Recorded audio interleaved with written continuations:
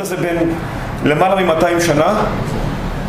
השארתי פה גם את הבסיס, עשיתי פה את ההברגות החדשות וגמרתי אותו מבחינת ליטוש והברקה, והוא מוכן ללקוח. מהסיפורים ששמעתי הוא עבר המון בדרך ב-200 שנה האלה, והוא הגיע אליי ואני הצלחתי לשחזר אותו ולהגיע לרמה הזאת שאתם רואים איך זה נראה עכשיו. הוא פשוט, אי אפשר לתקן אותו כי הוא פשוט קרוע. אז כדי להסתיר את כל הקרע הזה, אני מוסיף לו כל מיני פרטי כסף כדי שהוא ייראה מושלם לגמרי. מאיפה פרטי כסף האלה? הפרטי כסף האלה אני ייצרתי אותם בעצמי.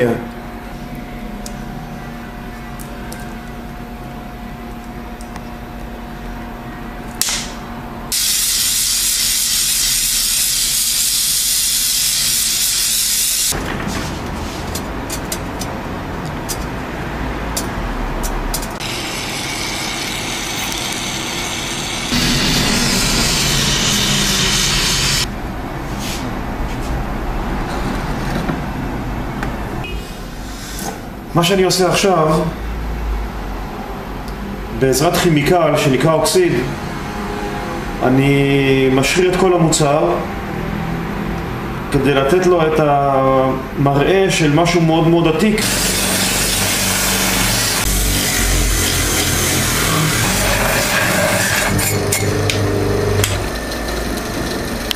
המוצר הזה גמור, אחרי שהוא הולחם ומלוטש. חשוב לדעת למי ללכת. בשום פנים ואופן לא לתת לבעלי מקצוע לטפל בהלחמות בדיל בכלי כסף, כי זה עושה נזק לכלים, ולתת לבעל מקצוע שגם מבין בחומר וגם יודע לבצע את זה ברמה מאוד גבוהה.